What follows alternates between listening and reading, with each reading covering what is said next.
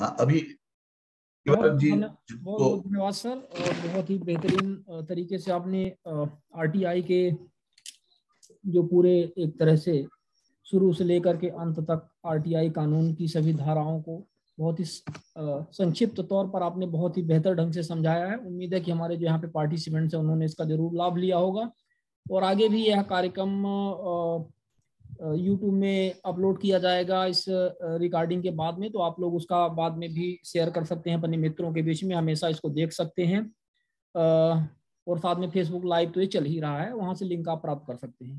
तो समय चूंकि काफ़ी कम बचा हुआ है, जो भी है 20-20 मिनट के आसपास, तो हम सीधे प्रश्न उत्तर पे आ जाएंगे। आप लोगों के जो क्वेश्चन है उसको अपन लेते हैं। तो सबसे पहले हमारे बीच में रमेश सदानंदे जी ने हैंड रेज किया हुआ है, तो मैं आपसे रिक्वेस्ट करूंगा कि आपने आपको अनम्यूट करके अपना अपना प्रश्न रखिए। रमेश सदानंदे जी, अनम्यूट कर लीजिए।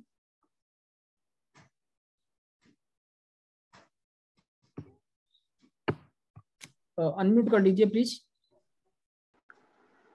हाँ सर, नमस्ते जी। नमस्ते। हाँ सर जी, इधर हम जो आरटीआर डालते हैं उसका जवाब नहीं मिलता, तो पहली अपील कीजिए। जी सर। नहीं, मैं मानता हूं कि आज आरटीआई जिस जैसे उसका होना चाहिए वैसा नहीं है, और पहली अपील और दूसरी अपील करने की कोशिश कीजिए, शायद उससे कुछ फर्क पड़ेगा। जी जी सर जी, अभी हमने पिछले 1 महीने में डाला था, इधर इंफॉर्मेशन उन्हें गलत दी और उनका ट्रांसफर हो गया वो सीओ का। अगर इंफॉर्मेशन गलत दी तो आप कमीशन में कंप्लेन कीजिए, धारा 18 के तहत उन पे पेनल्टी लगने की संभावना है। जी जी sir, okay, thank you sir. You welcome. ठीक है रमेश जी, बहुत ही अच्छा आपने अपना प्रश्न किया। ये समस्याएं पूरे देश में ही चल रही हैं। आगे हम कन्हैया लाल जी से आग्रह करेंगे कि वो अपना प्रश्न पूछे, अपने आप को अनम्यूट करके। हाँ कन्हैया लाल जी प्लीज। सर नमस्कार। हाँ नमस्ते सर। हेलो। हाँ नमस्ते, आपकी आवाज आ रही है। सर मैं पूछना चाह रहा हूँ कि हमने एक आरटीआई ये हमारे एक आयोग का राजस्थान में आयोग का निर्णय हुआ था 25 मार्च को, सूचना का आयोग के तहत हुआ अधिकार के तहत। लेकिन सर उसमें क्या है कि पीआईओ ने उनके भी आदेश की पालना में सूचना उपलब्ध नहीं कराई। अब हमें क्या करना चाहिए सर? कंप्लेन करना चाहिए कमीशन को सेक्शन धारा 18 में, और पेनल्टी लगवाने को कहना चाहिए, और उनको ये रिक्वेस्ट करना चाहिए कि आप सूचना मंगा के आपके पास लेके हमको दिलाइए। सर वैसे उसमें धारा 18 में ये और है ना कि मतलब सूचना देने के लिए बाध्य नहीं है कमीशन। नहीं, मैं उसीलिए मैंने आपसे कहा कि उनको ये कंप्लेन में लिखिए कि आप सूचना मंगा के हमें दे दीजिए, कि आपका आदेश था।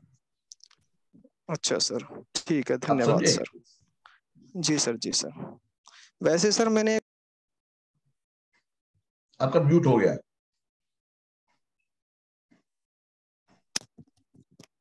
मैंने सर आयोग में भी ये वैसे शिकायत के तौर पे तो नहीं, लेकिन वैसे एक लेटर भेजा था उनको कि आप अपने निर्णय की पालना कराएं, और आपके निर्णय के बावजूद भी सूचना उपलब्ध नहीं कराई है।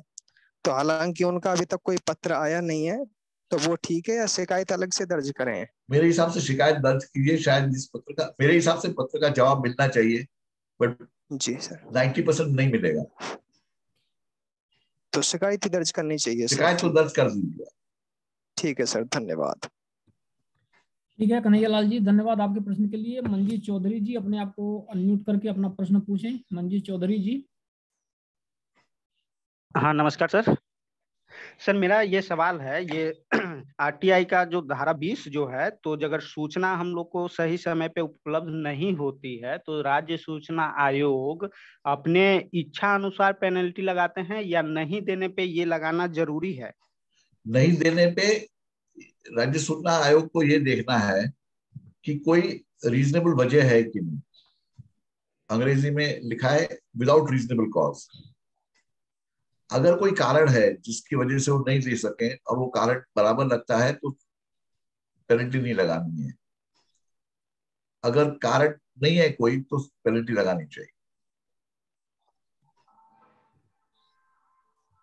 जी सर, धन्यवाद।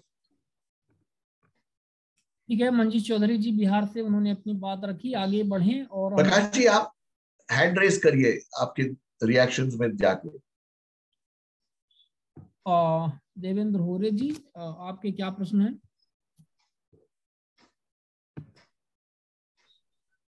अनम्यूट करके अपने आप को अनम्यूट कर लें प्लीज, देवेंद्र होरे जी। हेलो सर, नमस्ते सर। जी जी नमस्कार। गांधी सर। नमस्कार नमस्कार। सर मी मराठीत बोलू का? हाँ बोला। बोल सकते हैं, हाँ. बिल्कुल। सर मी भारतीय स्टेट बँकेकडे 1 वर्ष पहिले अर्ज केला होता माहिती मागण्यासाठी. हो. आणि त्यानंतर मी अपील सुद्धा केलं होतं. पहिला अपील. या नंतर अपील केलं, माहिती मिळाली नाही मला, मी अपील केलं. बरं.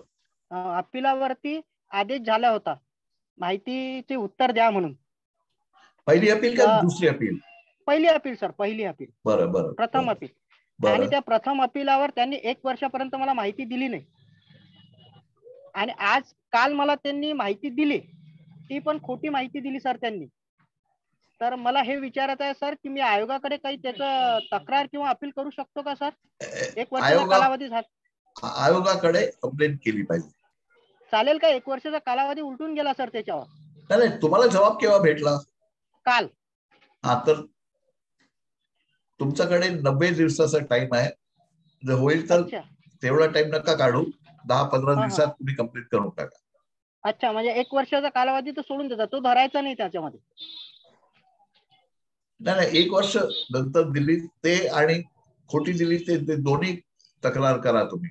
हो ना, विलंब झाला आणि खोटी माहिती दिली, भ्रमित माहिती दिली, असे दोन्ही मुद्दे करून तक्रार करून टाकायची. करेक्ट. शिवानंद जी, एक प्रकाश मुंशी है, उन्हें शायद हैंड रेस करने का नहीं आता है, वो हाँ आ गया, उनको मैं बिल्कुल मौका दे रहा हूँ। प्रकाश मुंशी जी प्लीज अपना प्रश्न पूछें। अपने आप को अनम्यूट कर लें, पहले अनम्यूट कर लें। एक छोटी सी बटन होगी माइक जैसी, उसको ओके। शैलेश जी, मैं अंग्रेजी में बात कर सकता हूँ? हाँ जी, बिल्कुल कर सकते हैं।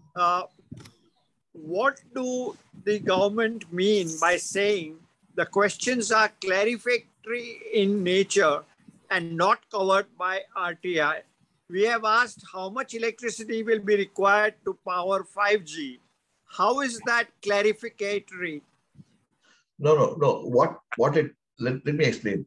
RTI जो रिकॉर्ड है वो सूचना है। अभी आपने प्रश्न पूछा कि भाई ये करने को क्या लगेगा, किसी को कैलकुलेट करना पड़ेगा। That is not information. Okay. So, but आपको क्या चाहिए, आप मुझे बताइए कि आपको क्या चाहिए, उसके हिसाब से मैं आपको शायद कुछ मदद कर सकूं। How much electricity will be required to power 5G? Or how will the rules change, which were there earlier, that each frequency pay maximum power consumption would be so much? Or the norm of 5G is what? Because there are norms. मेरे हिसाब से आपको मांगना चाहिए the proposal for 5G, या जाके उसको inspect कर लीजिए आप, बिकॉज जो रिकॉर्ड पे नहीं है वो देने को कोई RTI does not entitle you to get somebody to calculate something or to find out something or to clarify something. लेकिन अगर उन्होंने ये बताया कि 5G will run on these frequencies, if they run on these frequencies, then the norm is given. But if it is running on a different higher frequency, उसका norm ही fix नहीं किया है, तो वो नॉर्म तो फिक्स करना चाहिए ना? नहीं, आपके पास पुरावा हो जाएगा कि नॉर्म नहीं फिक्स किया है। हाँ, फिर आपको कुछ और करना पड़ेगा उसके साथ। अच्छा, तो ये पहले तो ये पूछना चाहिए कि उसका नॉर्म फिक्स किया है कि नहीं किया है। नहीं, क्या फ्रीक्वेंसी नहीं किया है नहीं किया है मत पूछिए, ये पूछिए कि नॉर्म्स क्या है, वो हमें दीजिए कॉपी। और कौन सी अगर नॉर्म्स नहीं है तो state that there are no norms. Okay, thank you. You welcome. ठीक है मुंशी जी, बहुत बहुत धन्यवाद। आगे चलते हैं। विनोद गोत्रा जी, आपका क्या प्रश्न है? अपने आप को अनम्यूट करके कृपया पूछें। विनोद गोत्रा जी। सर नेक्स्ट कैंडिडेट ले लीजिए, मैं थोड़ी देर में बात करूंगा सर। कोई बात नहीं है।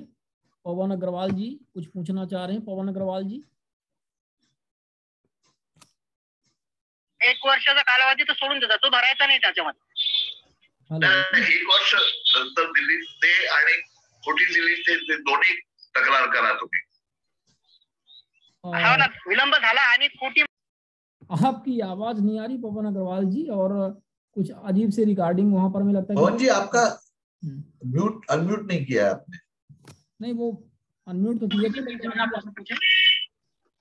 अपने आप को अनम्यूट कर लें, पहले अनम्यूट कर लें, एक छोटी सी बटन होती है माइक जैसी, उसको टच कीजिए। हमें लगता है उनका कुछ सर टेक्निकल प्रॉब्लम है। जो हम लोग अभी थोड़ी देर पहले बात कर रहे थे वहां पर वो चीज सुनाई दे रही है, तो पहले थोड़ा सा वो आप सुधार कर लीजिए पवन अग्रवाल जी, इसके बाद आप अपनी बात रखें। तब तक हम अक्षय गोस्वामी जी के पास में आ जाते हैं। अक्षय गोस्वामी जी, आपका क्या प्रश्न है? आशा, नमस्कार सभी को। सर मैंने एक सवाल जानने की कोशिश कर रहा हूँ और मीटिंग्स में भी कई बार ये मैंने पूछने की कोशिश की है कि जब हम फाइनल चले जाते हैं सेकंड हियरिंग में, यानी कि कमीशन को कोई एक्स्ट्रा पावर है कमिश्नर को कि उनके द्वारा पारित आदेशों को कितनी बार डिसोबे करने के बाद में वो फाइनल ऑर्डर पास करेंगे? यानी कि 2 बार उनके ऑर्डर पास किए ऑर्डर्स पे पीआईओ द्वारा डिसोबे किया गया है, जानकारी नहीं दी गई, कोई भी एक्शन नहीं लिया गया है, और ये हम रिटन में दे चुके हैं कमीशन को लिख के, हाई कोर्ट के ऑर्डर्स के भी रिक्वेस्ट कर चुके हैं, लेकिन उसके बावजूद भी कमीशन डेट पे डेट दिया जा रहा है। तो कोई सर स्पेशल एक्ट में तो पढ़ने की कोशिश की, मुझे कहीं कुछ ऐसे राइट्स मिले नहीं कमीशन के, और ना ही मैं ये जानकारी जुटा पाया कि एक बार उनके ऑर्डर को डिसोबे कर दिया, 2 बार डिसोबे कर दिया, उसके बाद में साल भर की डेट। और अगर बात आती है कि ट्रांसपेरेंसी, मेरी बात समझिए, मेरे हिसाब से कमीशन अपना काम ठीक से नहीं कर रहा है।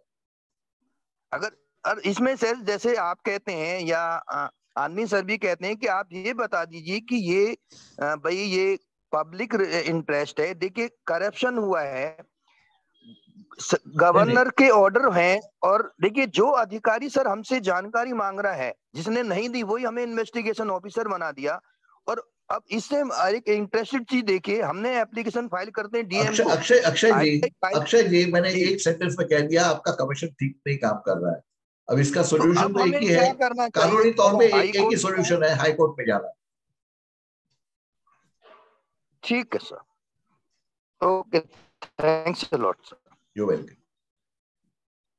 ठीक है अक्षय जी, बहुत सही आपने क्वेश्चन किया, लेकिन हम सबके साथ एक दिक्कत आ रही है, तो हम आगे बढ़ते हैं। Somashekar Rao ji, please unmute yourself और अपना प्रश्न पूछें। नमस्कार सर। जी नमस्कार। नमस्कार। इंफॉर्मेशन कमीशन ने ऑर्डर दिया, आपका इंफॉर्मेशन मांगे सो इंफॉर्मेशन दो बोल के, बाद में पीआईओ ने बताया था फलाना दिन में आपको इंफॉर्मेशन भेज दिया बोल के कमीशन को एक लेटर लिख के, मेरे को भी लेटर लिखा, मगर वो इंफॉर्मेशन नहीं मिला सर। क्या कर सकते हैं सर? कमीशन में कंप्लेन कीजिए, और कोई सोल्यूशन नहीं है इसका। तो ओके कमीशन का ऑर्डर इम्प्लीमेंट नहीं हुआ तो कमीशन कंप्लेन नहीं, वो बोल रहे हैं आपको वो भेज दिया बोल के बता रहे। नहीं तो भेज दिया तो कैसे, रजिस्टर्ड पोस्ट से भेजा, कैसे भेजा? आप मेरे को तो नहीं मिला, वो भेज दिया बोल के एक लेटर लिखा मेरे को। नहीं तो आप या तो फोन करके बोलिए कि मुझे नहीं मिला है, देखिए कभी कुछ गलती भी होती है, और नहीं तो फिर कमीशन को कंप्लेन कीजिए। ओके, धन्यवाद सर। ठीक है प्रकाश राव जी, धन्यवाद आपके प्रश्न के लिए। विनोद गोत्रा जी, यदि आप रेडी हैं तो अपना प्रश्न पूछें, नहीं तो फिर हम आगे बढ़ते हैं। हमारे बीच में जी सर। हाँ पूछिए। हेलो, हाँ जी पूछिए। आवाज सुन पा रहे हैं मेरी? बिल्कुल आपकी आवाज आ रही है जी सर। सर मेरा एक छोटा सा ही क्वेश्चन था, यूपी सूचना आयोग से है। वो सूचना आयुक्त के हमारे जो है डेट लगी फर्स्ट, तो मैंने उनको एक अपना लिखित कथन भेज दिया। वो लिखित कथन भेजने के बाद उसको मेरे जो कथन भेजा गया उसको रिकॉर्ड पर नहीं लिया गया, उसमें मुझको अनुपस्थित दिखा दिया गया।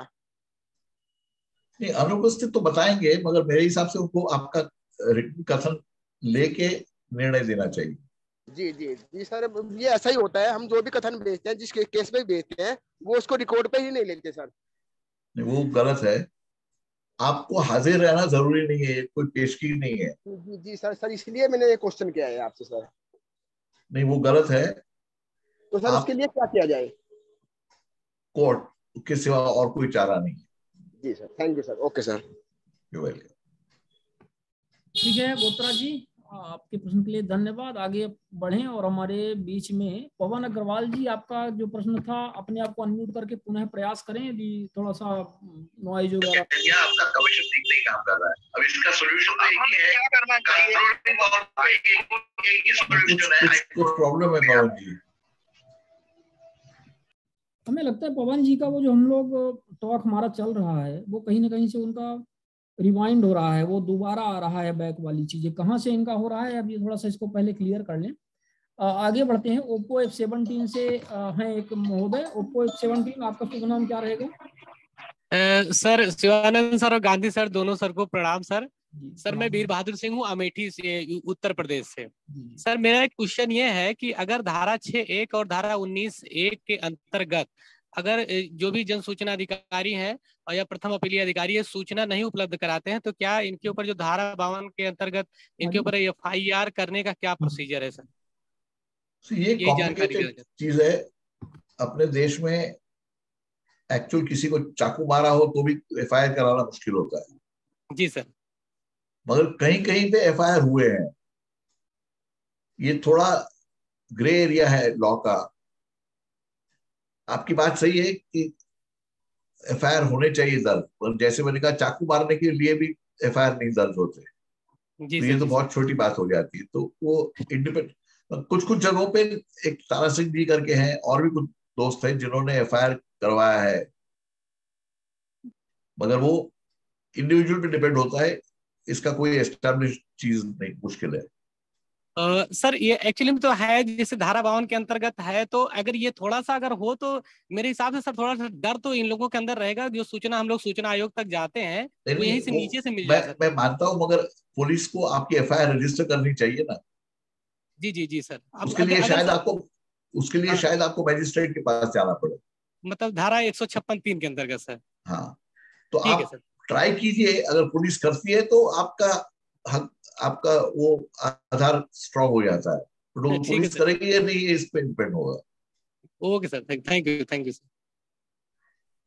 ठीक है, आगे बढ़े और एक बार पुनः पवन अग्रवाल जी आप ट्राई करिए, लास्ट अटेम्प्ट।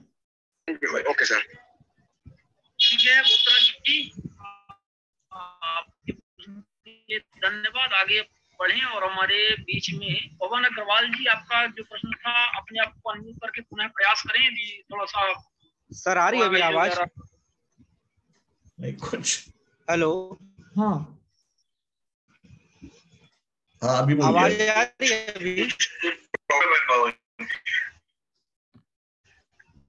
नहीं, कुछ तो टेक्निकल प्रॉब्लम है आपकी पवन जी। थोड़ा सा मोबाइल का अपना ईयरफोन वगैरह या कुछ चेक कर लीजिए। अभी समझ में नहीं आ रहा क्या दिक्कत आ रही है। अब हमें लगता है कि हमारा समय भी हो गया। एक जैन करके है, उनको एक बार। हाँ, एक जैन साहब का मैं देख लेता हूँ। हैंड रेस तो जैन साहब का नहीं दिख रहा है। हैंड रेस है। हैंड रेस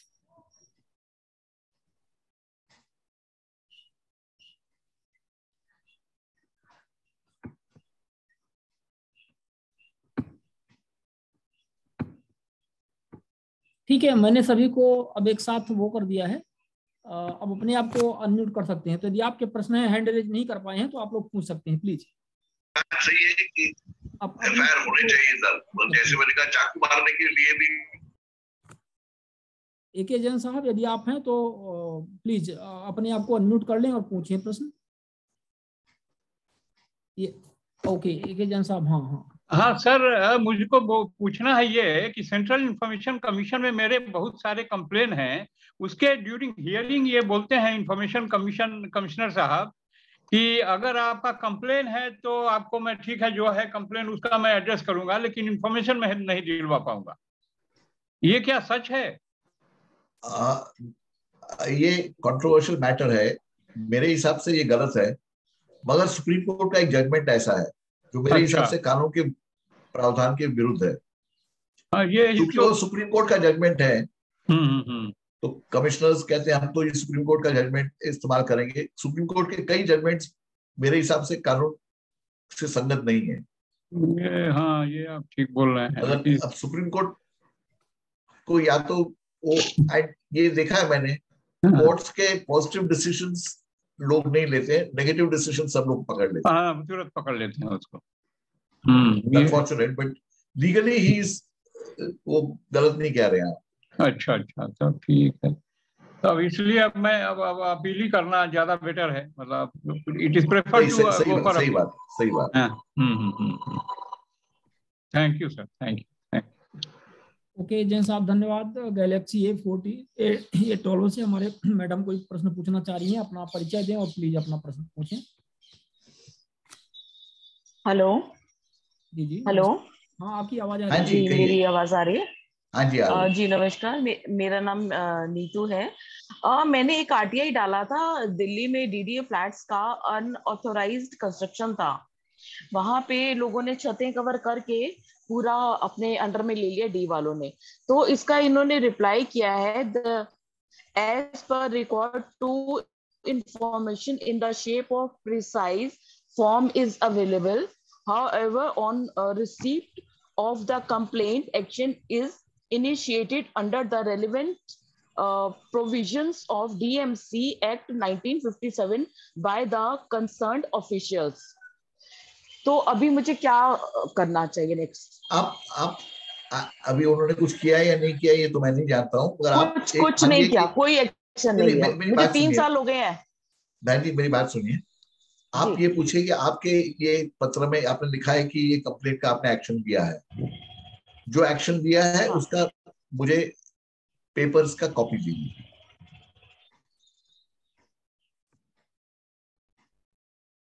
आवाज नहीं आ रही। जो भी एक्शन दिया है, हेलो आप सुन पा रहे हैं?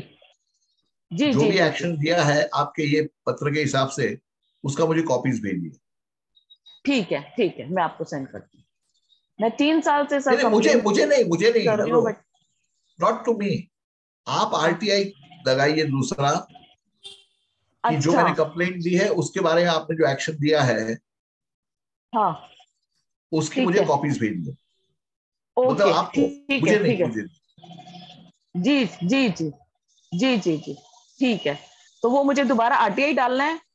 हाँ जी आरटीआई ठीक है मैडम, धन्यवाद आपके प्रश्न के लिए। चैन घोष जी हैं, चैन घोष जी कृपया अपना प्रश्न पूछिए अनम्यूट करके। चैन घोष जी अनम्यूट कर लीजिए। हेलो। हाँ जी, आपकी आवाज आ रही। हाँ शैलेश जी नमस्कार सर। नमस्कार जी। सर मैं ये पूछना चाहता था कि ये जो कमीशन जो पेनल्टी इम्पोज कर रहा है, मैंने तो मेरी जानकारी के मुताबिक तो ये है कि 250 रुपए per day and maximum outer limit जो है उसका कैप जो है वो 25,000 है। हाँ जी। लेकिन इधर मैं पिछले 2-3 साल से मैं ऑब्जर्व कर रहा हूँ कि कमीशन जो है वो कभी 2,000, कभी 5,000, कभी 10,000, कभी वो भी नहीं करते। कभी यहाँ तक कि मैंने 500 रुपए तक देखा है कि 500 रुपए का पेनल्टी कर दिया। तो is it in accordance with law? मेरे हिसाब से no, it is not in accordance with law. It is not in accordance with law. और but the only solution available to you is to go to the High Court and get decisions. अभी एक applicant हैं, वो उनके case में commission ने ये माना कि मैलिफाइड डिनायल ऑफ इंफॉर्मेशन था, बट उसके बाद भी उन्होंने 5,000 की पेनल्टी की। उसके खिलाफ वो दिल्ली हाई कोर्ट में मूव किए और दिल्ली हाई कोर्ट ने उनकी रिट पिटीशन डिसमिस कर दी।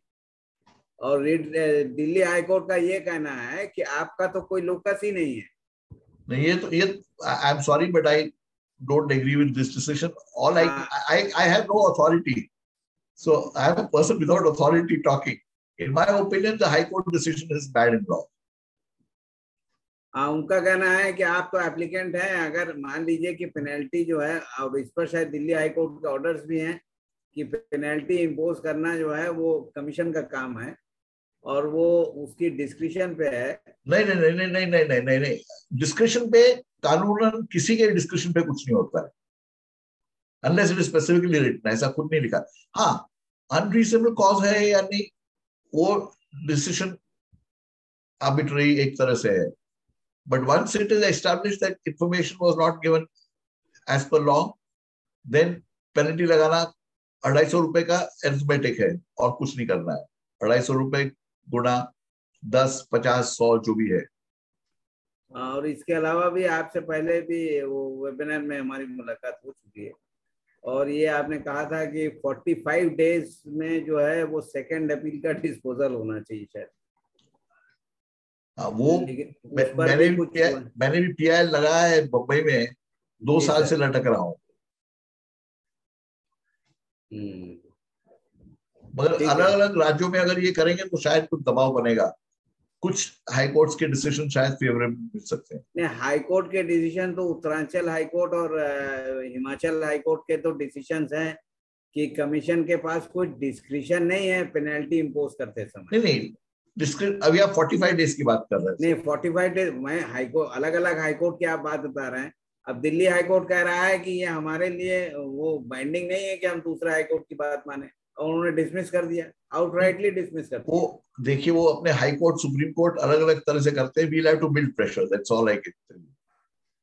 मेरे पास कोई सॉल्यूशन तो और तो कुछ नहीं है सर। नहीं, सही बात है, नहीं ठीक है, ये तो बात सही है। ठीक है sir, thank you very much sir. You are welcome. ठीक है घोष जी, धन्यवाद। और हमें लगता है कि हमारा समय भी हो गया है, तो सर यदि इजाजत हो तो कार्यक्रम बंद करें, और भी लोगों की हैंड रेज भी नहीं है हालांकि। Thank you, thanks to everyone, thank you very much, सबको आभार। बहुत बहुत धन्यवाद सभी का, आपका और शैलेश सर का विशेष तौर पे। और एक अगले इसके सीरीज वाले कार्यक्रम में 2-3 हमारे कार्यक्रम होंगे। एक अगले सैटरडे को हम लोग डिसाइड करते हैं, फिर मिलते हैं। पोस्टर के माध्यम से जानकारी आप लोगों के पास तक पहुंच जाएगी। और यदि आप लोग RTI से के वेबिनार में, हमारा एक संडे का वेबिनार होता है जो 11 to 1 होता है, मतलब 11 बजे से 1 बजे के बीच में, दोपहर 1 बजे तक होता है, प्रत्येक संडे को होता है। इस बार 111वां कार्यक्रम ये हमारा होगा। तो यदि आप लोग इस कार्यक्रम से जुड़ना चाहते हैं, और साथ में RTI के व्हाट्सएप ग्रुप हमारे कई सारे चल रहे हैं, यदि उससे आप जुड़ना चाहते हैं, जहां विभिन्न प्रकार के जो RTI एक्टिविस्ट हैं, सोशल एक्टिविस्ट हैं, सब आपस में जुड़े हुए हैं और आदान प्रदान करते रहते हैं अपने अपने जो अनुभवों का, और नए सर्कुलर्स, नए ऑर्डर्स जो भी आते हैं RTI से संबंधित। तो यदि आप लोग चाहते हैं तो कृपया हमारे यही जो नंबर है, इसमें आपका जूम ID और जो पासवर्ड है जिसको आपने डाल करके इसमें इंटर किया, वो हमारा मोबाइल नंबर ही है। तो कृपया अपने नाम परिचय के साथ में उसमें व्हाट्सएप करें और आप लिखें कि हम RTI व्हाट्सएप ग्रुप से जुड़ना चाहते हैं, तो हम आपको उसमें जोड़ लेंगे। तो एक बार पुनः शैलेश सर का बहुत बहुत धन्यवाद, और आप सभी का, क्योंकि आप सभी ने भी बहुत ज़्यादा अपना समय दिया और कार्यक्रम में अपनी सहभागिता निभाई। बहुत बहुत सभी का धन्यवाद। धन्यवाद सर। धन्यवाद सर, धन्यवाद आप सभी।